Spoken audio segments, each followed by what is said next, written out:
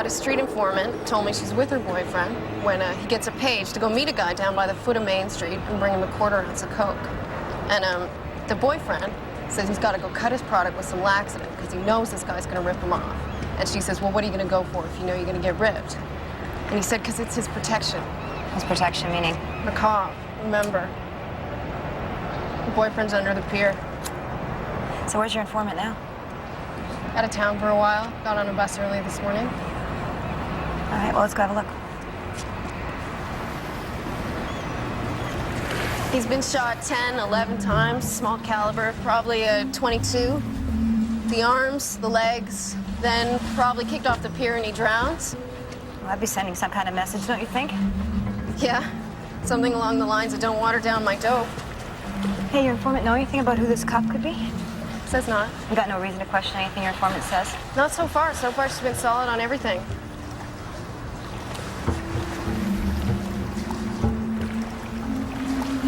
Yeah, no shots to the head. No. Shot in the limbs that way, that's not common. I checked him for the pager already. It's not on him. Could be in the drink. Yeah. It's pretty deep all around here. Good luck finding it. Better take a look anyway. How'd you find him? I just came down looking for where she told me he was supposed to meet the guy. Saw the blood up there in the pier where I showed you before. Then just started looking around, spotted him down here. Tide washed him up the way he is now. Well, we better get the body out before the tide comes back in again.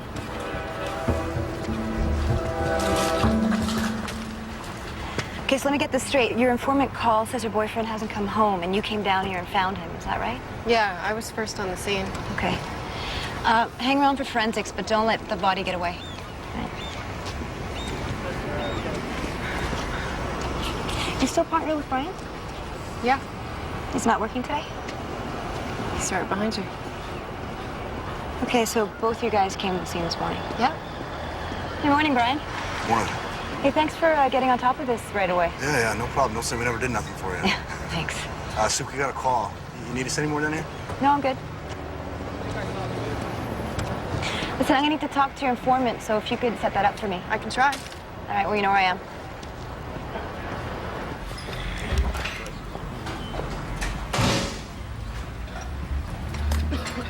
Excuse me, Mr. Da Vinci. Yeah? Richard Westerbrook, my wife Barbara. Do you remember us? Well, sure. How you doing? You mind if we sit down? No, absolutely not. Wait. We understand that there's been another incident involving Glenn Moorhouse. Yeah, that's right. Well, Glenn, you might remember, is our ex-son-in-law. Of course. Well, we understand that there's been another fire and that he lost his second family, a wife and 2 kids. That's right. But we're investigating that fire right now. Excuse me. And I can't rediscuss it with you. I'm sorry. Well, okay, but we just wondered about the fire that took our daughter's life 5 years ago. If you've thought about the similarities to that fire. They weren't that similar. And as I say, as difficult as it is for me not to answer your questions, I can't, okay? As I say, we're investigating. I can't discuss it. No, of course not. Because if you were wrong about the fire that killed our daughter and Glenn Moorhouse has done it again, set another fire and killed his new family, well, then that would reflect badly on you, wouldn't it? Can I explain something to you? Okay, Chick. I investigated the fire that killed your daughter very carefully.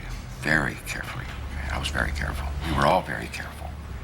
In light of this recent fire, we're looking back at it, reassessing the... So you think you might have been wrong? No, I didn't say that. No. I'm not saying anything.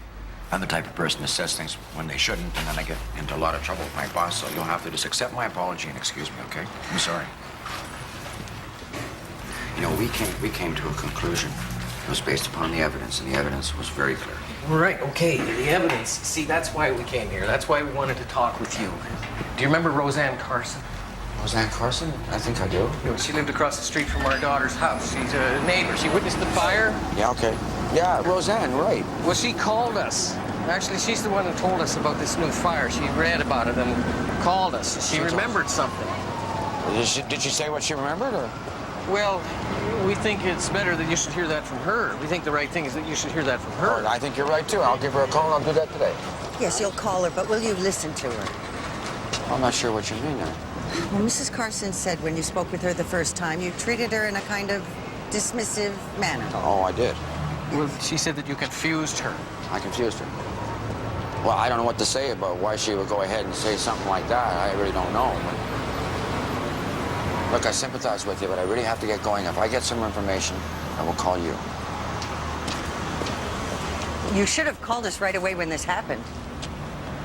We deserve that consideration.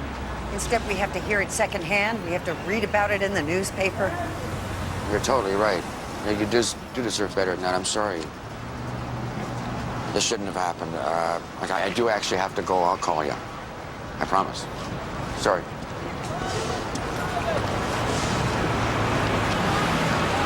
Come on. So the doctor's telling me that he wants to test my wife for a bipolar disorder, and I'm saying she's got Alzheimer's. What's the point? And he's telling me there could be other contributing factors which account for when she gets agitated. And he wants to know, did she ever have mood swings before? We're married. Everybody has mood swings. You put up with it. Just an excuse to add some more drugs to the cocktail they already got her on and ding the government for the cost, which comes out of my pocket, not of your pocket. It's the healthcare system. Gone insane. It's being run by a bunch of monkeys in a monkey cage, you know what I'm saying? Hey. Hey. What? What'd I just say? I don't know. Monkeys. You dozed off there, you know. Oh, are you okay? You've been looking a little ragged lately. No, I'm okay. Just those pills the doc's been giving me for trying to make me sleep better. Give me kind of a hangover. You gotta watch those things, you know. They're addictive. No worries about that. I don't like the way they make me feel. Not at all. So, what? You're not sleeping? I had insomnia for a couple of weeks, but I'm okay now. Yeah? Yeah, I'm fine. It's fine. This is it. Here we go. Well, what's she doing here? Relax. It's a robbery. She caught the case. That's how it is. Every time I turn around, she's popping up.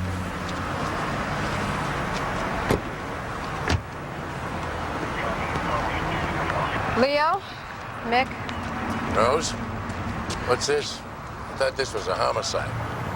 It was a robbery, but now that the victim died in the ambulance, it is a homicide. I got the call because I've been working a string of gas station robberies up and down the strip for a month. Anything else you want to know? Yeah, who's dead and who did it? The victim's name is Gloria Spender. The shooter could be one of the guys I've been chasing. I don't know. You think this one's connected to those robberies? I don't know. I'm looking for two guys, natives. It could be them. I don't know. You know what time this went down? About an hour ago, they grabbed the cash, shot the clerk, which is a wrinkle on my guys because they haven't shot anybody yet. We got any witnesses?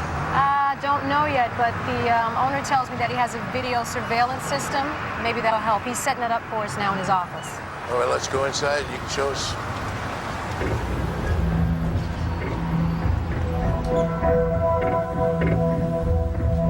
The victim was behind the counter here. The owner, the one who found her? Yeah, he was coming in for the shift change, saw the mess, and then he saw her. Said it looked like she'd been shot in the chest.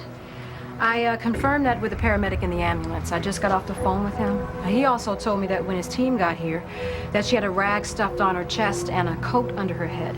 I asked the owner if he did that. He said that's the way he found her. All he did was call 911.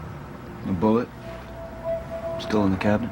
Yeah, Okay, we'll get our dead down here. We'll start a survey, see if anybody saw anything. already done that. Okay. We'll talk to the owner then. Yeah, okay. Let's do that. He's in his office back here. If I find out who it is that sent those Westerbrooks down there where I have my breakfast in peace, am I ever going to give them a rocket? Okay. Now, why didn't she testify at the first inquest? I can't remember. It's like 5 years ago. Well, she was the neighbor who saw Glenn Morehouse leave his house the morning of the original fire. Right. And you said that you had her statement, so you didn't need her. I said that? You got something on your face. I do. Other side. Other side. Got it? You got it. Yeah, the Westerbrooks, they seem pretty satisfied that you did a good job in their daughter's investigation. I remember you got a thank you card at the time. Well, no cards today.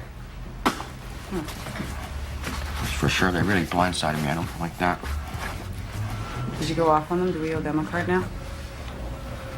No, I did not go off on them. Okay. They were just very upset, and I don't really blame them either. I mean, they want to know, did I make the right call on this one or not, you know? And I'd like to know the same thing, quite frankly. What's your take on this? Do you think that there's a chance that first fire was not an accident? No, you were right. No? The first fire was accidental, and the inquest jury came to the same conclusion, which makes the second fire just a horrible coincidence. Right? Right. What are the odds on that?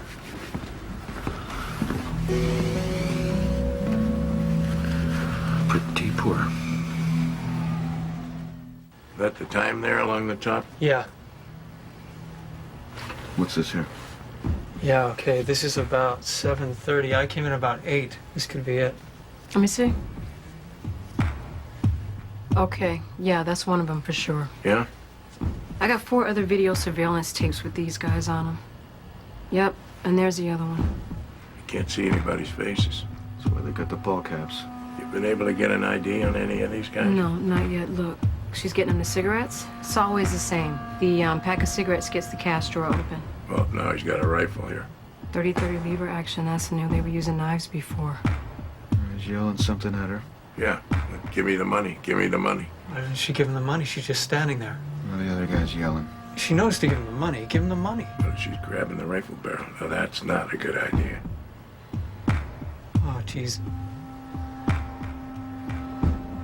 He's pissed at his partner. Look at him. Yeah. Now he's trying to help her. Too little, too late. Yeah. Now they don't know what to do.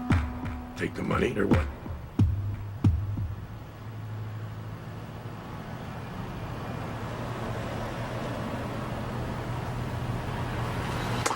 Okay, we can stop it here, bud.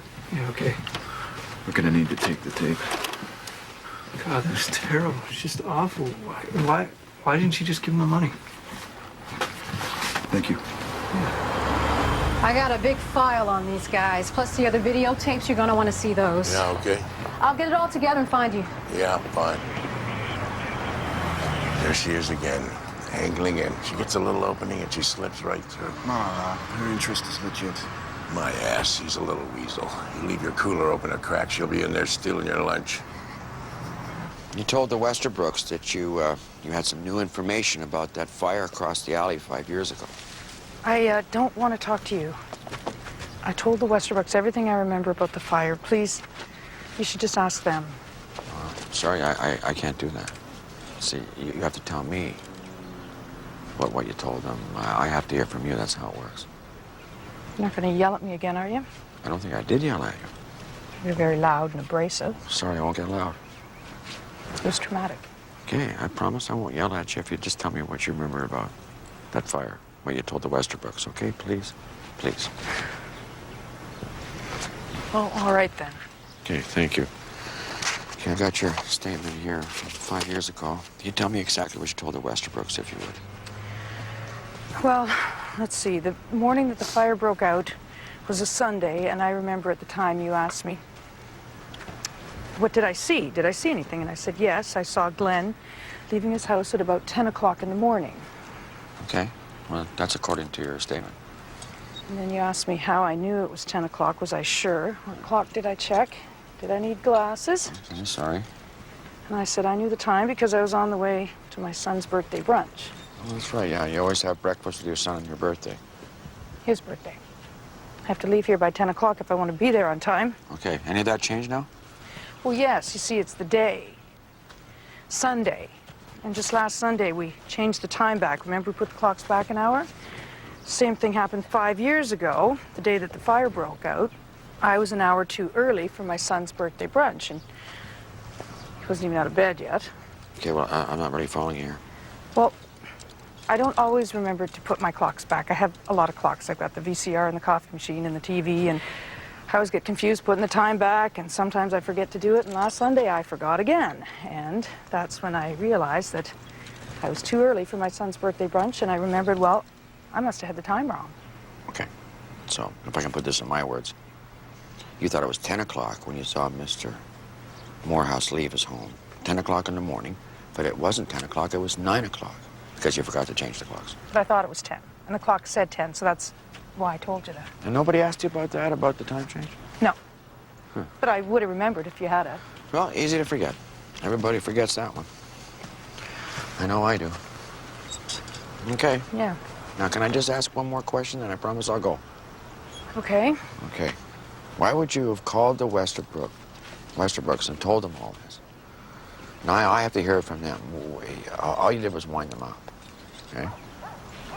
Well, because I know them, and I knew their daughter. And then I read about the second fire in the paper. I understand. But all you did was really wind them up, unnecessarily, perhaps. You know, now they're thinking, boy, we didn't get a fair investigation. Well, they feel cheated, is what they feel, because they put their trust in you, and look what's happened. Their son-in-law's gone and done it again. Now, we don't know that. See, that's the point here. We don't know that. It might well have been an accident. Yeah, well, what are the odds of that? All right. That's about it, then. Thanks for taking the time. You're not certain, though, are you? You're not certain that you made this mistake, changing the clocks or not changing the clocks. That's speculation on your part. Speculation, correct? Yeah, I guess it could be. Thanks. Okay. Been very helpful.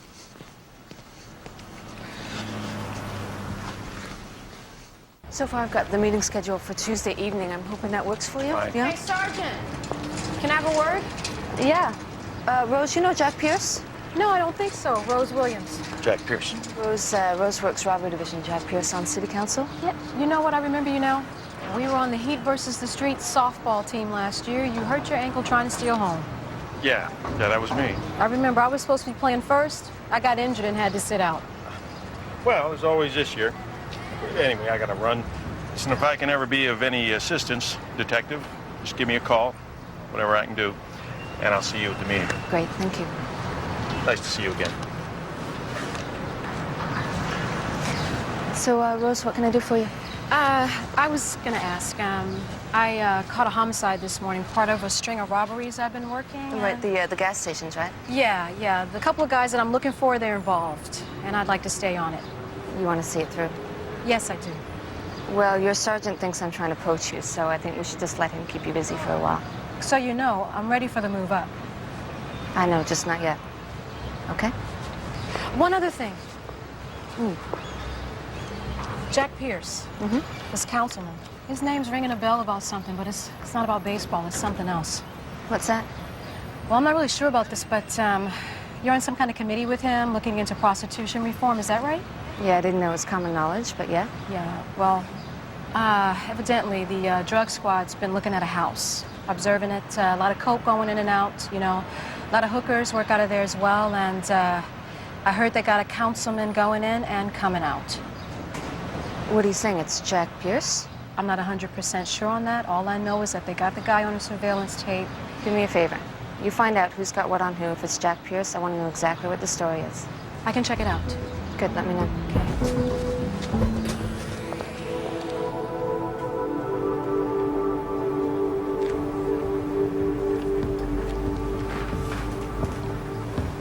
Hey, I'll take a BLT. Crispy up the bacon. Okay. What are you having? BLT. Yeah, sounds good. No mayo. Sure. And a coffee. Great. Thanks. Okay, so here's what I know. These two guys hit their first gas station about a month ago. Are you gonna eat? No. Okay, we'll take a look at what you got. The first one was just to grab the cash and get the hell out. The second robbery was a little more bold. They stayed a little longer. They took the cash, took a couple dozen cartons of cigarettes. The next two robberies, same thing. Only they added the ball caps. Tried to hide themselves a little. Did you get a better look at him on any of those other surveillance tapes? Yeah, like I said, they were two native guys. One maybe 20, the other one maybe 35, 40. I got their prints. I just couldn't match them with anything we had on file. There's no record of them. What about a car? Anybody see him getting away in a car or running away? Nope. So far, they've been very lucky. We've been unlucky. No witnesses. Okay, well, we'll take a look at what you got and we'll let you know. Okay. Well, take it easy.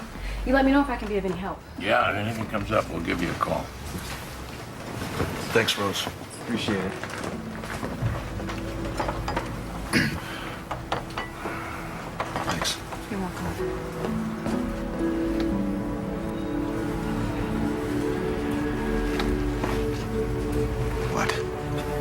Nothing. You know, she's just trying to be helpful, right? You know that. Nobody's just helpful.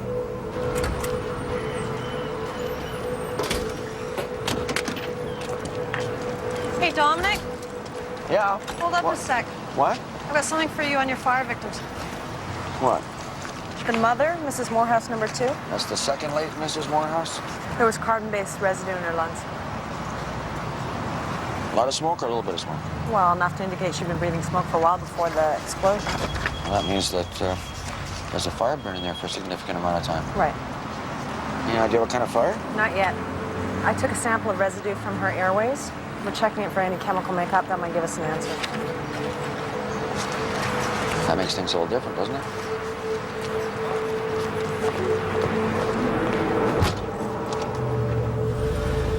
Shot 11 times. Well, apparently it was a drug deal gone sideways. The victim was an ounce dealer who was trying to take a bigger position in the market. And the informant story is that her boyfriend, the victim, got a page to meet a customer on the waterfront there. Whose informant is this? Suki Taylor. You met her the other day at the Ovaltine. She works vice. Blonde with the dark roots, right? With the roots, yeah. Suki gave me all this.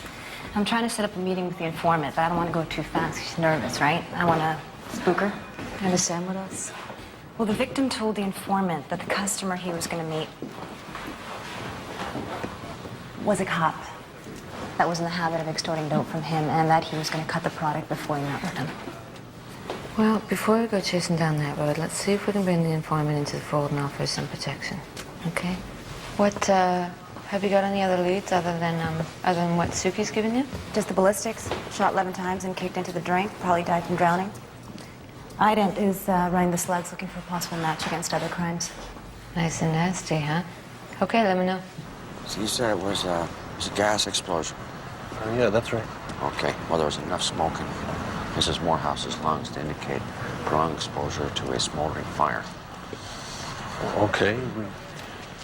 We know something ignited the gas, so if there was a fire smoldering in the house and it comes to spark or flame, well, that would have done it. Well, okay, but the next question I have to ask myself is this. Why doesn't she wake up at the smell of the smoke? Not everybody wakes up. Well, what about if the dog had been there, though? What? The dog. The dog's in the house and he smells the smoke, he's gonna make some noise. Not necessarily. The dog wasn't there. It would have been lucky for Mrs. Morehouse had the dog been there, but he wasn't. You think he took the dog out of the house on purpose? I don't know. I don't know. Maybe. Look, consider this, okay? Given what we know about the origins of the first fire, also an explosion, in light of the fact that he had to get out of the house to let that gas build up, we're looking at exactly the same scenario in the second house fire.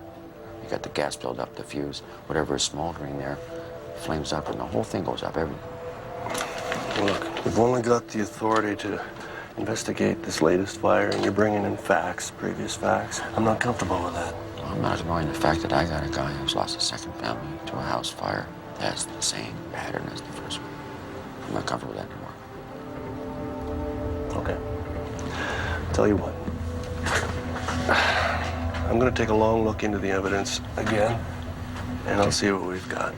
And now you know about the lie there. He lied about timeline in the first fire, too. And we know he lied. But what time he left the house? There's a whole hour previous to the fire that's unaccounted for. Yeah, I got that. Okay. I really do appreciate you taking an extra look here. It's my job. Okay. Just too bad that dogs can't talk, eh?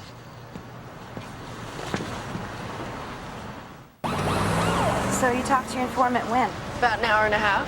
What'd she say? Doesn't want to come forward with anything else, if that's all she knows. She did mention she never actually met the guy her boyfriend was supposed to meet. Doesn't know if he was a cop or not, or whether her boyfriend was just blowing smoke up her ass, as was his usual habit. So the bit about him having to meet the cop on the water might have been bull. Yep. You know, you should talk to Joe Tang and drugs. You knew about the victim. I could set it up for you. Yeah, have Joe give me a shout. I also got to talk to your informant, so what you could do for me is tell her that we can give her some protection. Well, I can tell her, but I don't think I can convince her. Well, then tell her the next step is she's going to get slapped with a material witness warrant. I think that'll just scare her off. She'll disappear. She's not into testifying. She just won't do it. So I'd rather, reassure her everything's going to be okay and see what I can get out of her off the record. All right, see what you can do. By the end of the day, I got to know what she knows, so we can work something out or tell it to the court later.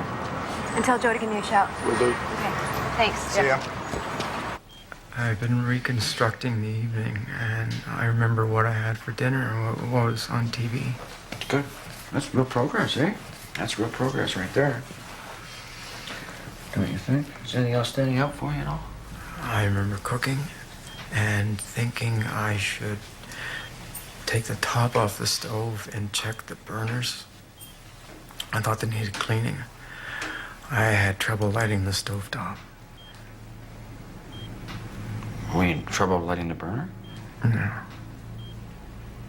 How are you having trouble? Isn't it automatic? It comes on when you turn the handle? They do, but one of them was flitting, not catching right away. I reminded myself I'd better clean the stove. Maybe it was just dirty. Uh-huh.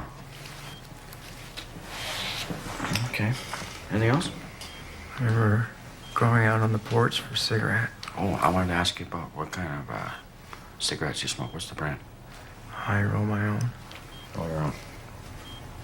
You have an ashtray out there in the porch? Don't remember. Well, you know, maybe that's all you're gonna remember today, too. You know, maybe tomorrow you're gonna... Some of that stuff's gonna come back to you. It's gonna be bit by bit, maybe. Seems to be coming back slowly. That's good.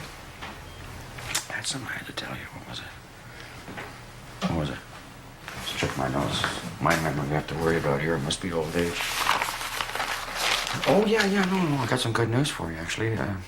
It's about your dog. He's okay. He's back. Oh, great. You show up the next morning, and one of your neighbors has been looking after him. Yeah, I was worried. You never mentioned that dog when we first talked. No, I forgot about him. Well, I guess you have a lot to deal with. Anyway, that's the good news. Your dog's okay. Good. Was he in the house when the fire started? No, I was watching TV earlier, and he was scratching at the door, wanting to go out, so I decided to take him out for a walk. And what time was that? Midnight, I guess, around there. And how long were you gone? Well, I don't remember anything about that. I don't always go outside with him. I sometimes let him run in the neighborhood at night. Maybe that's why I was on the front porch having a cigarette. I was waiting for him. Now, that cigarette. Did you have that cigarette before you left the house, or were you coming in and out of the house smoking a cigarette? Remember that? I don't remember. I usually only smoke outside on the porch, so I doubt I came inside with it. Okay. Okay. That's about it. Mr. Morehouse, I just want to tell you that I'm very sorry for your loss, and I sympathize with you. Thank you for visiting. Maybe I'll try and get back down and see you again. I wanted to ask you, do you know Mr. Stedman? Yeah, I do. Why? Well, he came by here and wanted to know if I wanted someone to talk to. I guess he lost his daughter in a fire. Anyway, he said you suggested he speak to me. He's some sort of grief counselor.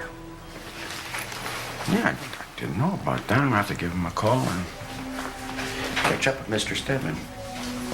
Thanks for coming by. Okay.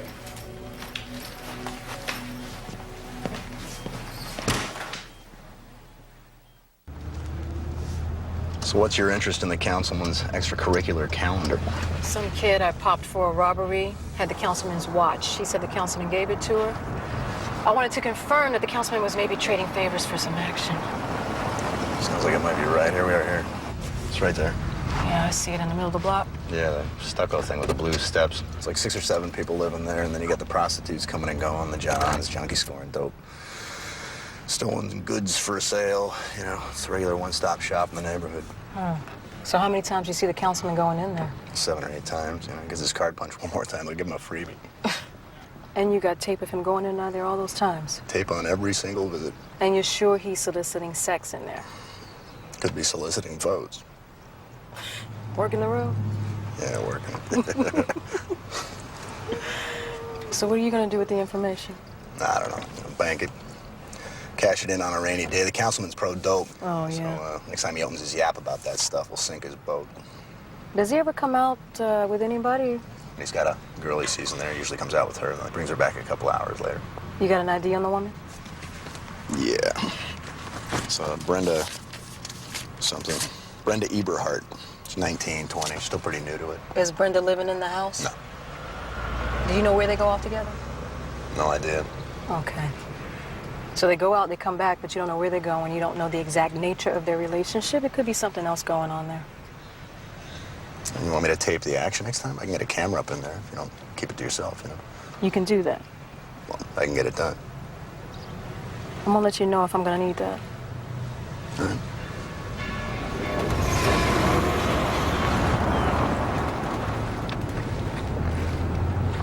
You were talking about Brian Curtis the other day, telling me how he used to shake down dealers for their stash.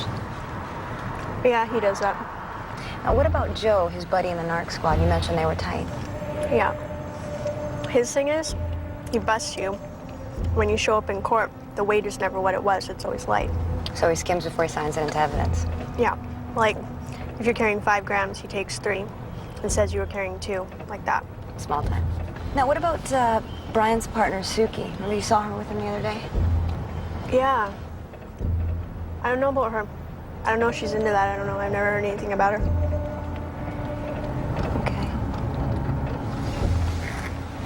You know, we had a murder down on the waterfront there yesterday. You hear anything about that? Guy got shot like 20 times and fed to the shrimp. What else? Nobody's gonna miss him much. Except his girlfriend, maybe. Yeah, right. Like, she wasn't happy to see him go. Yeah, I don't know her. Total trash. I'd like to talk to her, though. Okay. See if she's still around. All right.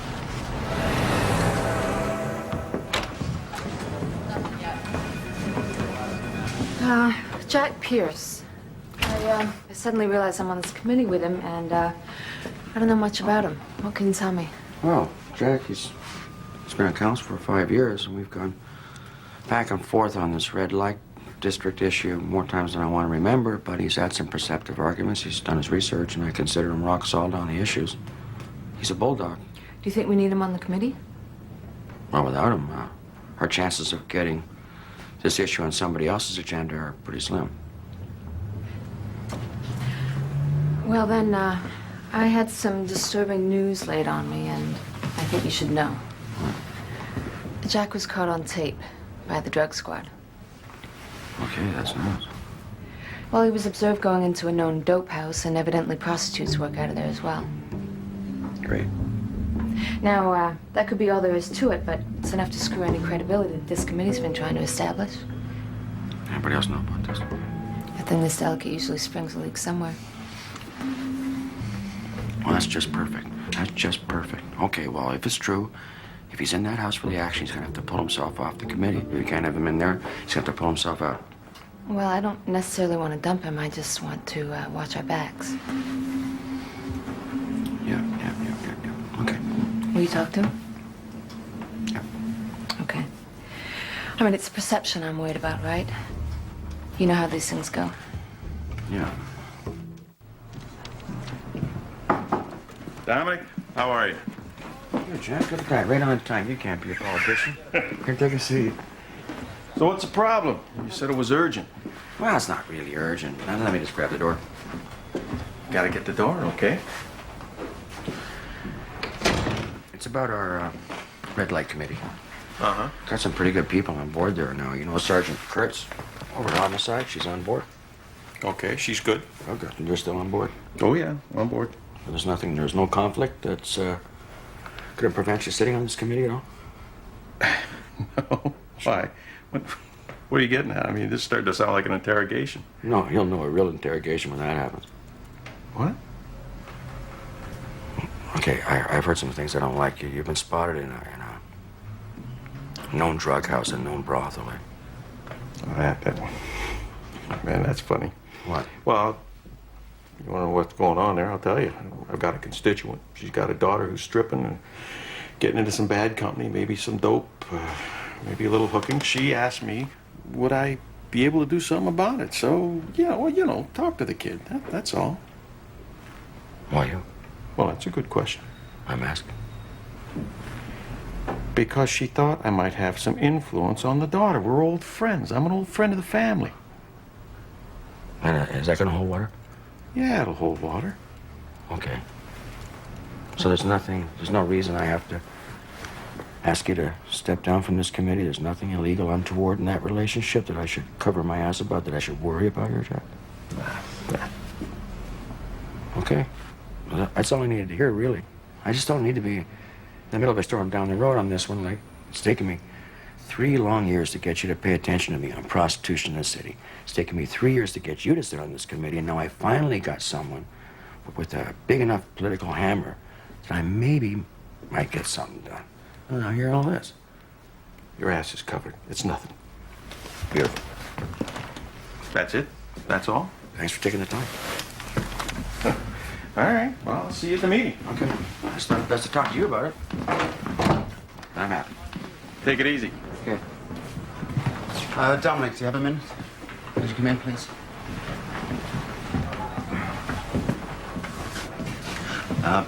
Shut the door. You want the door shut? Yep. Where are you on the Morehouse fire? Oh, well, we're at the beginning stages on that one. We decided just to take another look at everything. So you think you maybe made a mistake on the first fire, that it wasn't accidental? I don't think so, no. Like I say, we're just taking a look at everything. Right. Well, I hate to tie your hands on this one. I mean, I understand the necessity for reinvestigation, but I can't allow you to do it. What? Well, that is, you can't do it. Not really following you here. You had breakfast with the Westerbrooks, right? Yeah. The Westerbrooks are now threatening us with a judicial inquiry. You talked to them? No, their lawyer. Oh. Well, they were confident the first time round. They sent us a card. They were pretty confident. Well, obviously, they've changed their mind. Anyway, the real problem is that on the first fire, there was an inquest and a ruling of accidental. Now, if that fire goes to inquest again, we're looking at a conflict of interest and you being a potential witness against yourself, which we can't allow to happen. So are you asking me not to investigate that first fire? I can't see how we can't not do that. No, I've asked Homicide to take it over. Oh, okay, that's good. Homicide, yeah, I got no problem with that. Anything else? No, that's it, thanks. The cemetery out at Ravenhood, that's the nightmare I told you it's going to be. Yeah, I'm painfully aware of Ravenhood. Thank you very much. Okay. Door open or closed? Leave it open, please. I could use the fresh air. Can you get Morris Stedman for me on the phone? I got to talk to him. All right, am I setting a meeting? No. Don't forget the cream and sugar. Yeah, okay.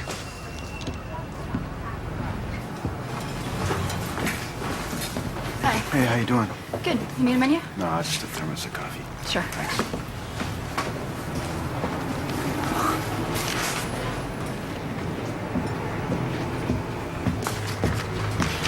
Is he taken? No, go ahead.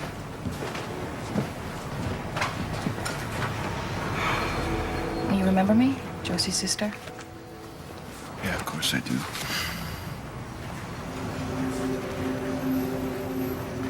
How are you? Not bad. Not great. Getting by.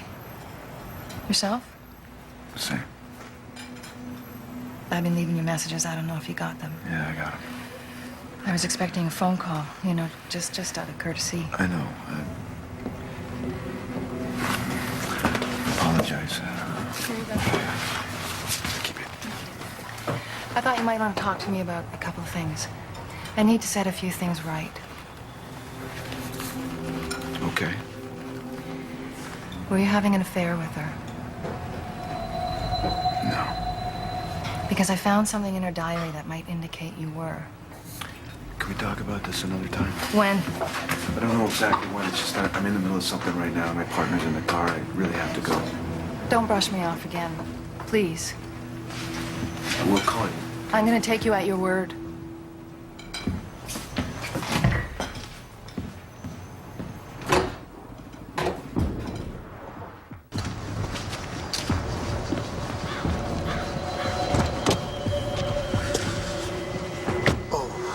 You get the cream and sugar? No, let's just go. What's wrong? Nothing. You look like you just dropped a pint of blood. Let's go.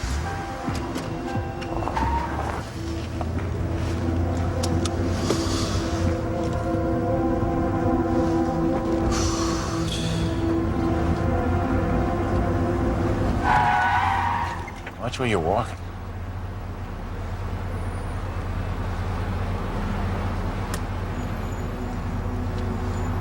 No, that looks like Josie's sister. It is.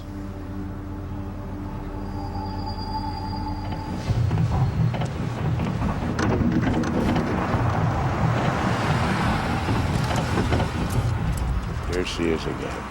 Oh, jeez. Leo, come on, man. She's not gunning for your job.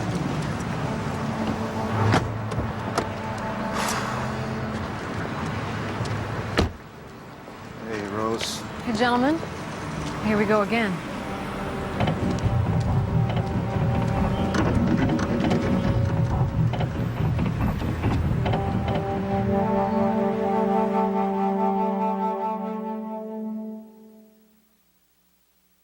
Robin Williams, Billy.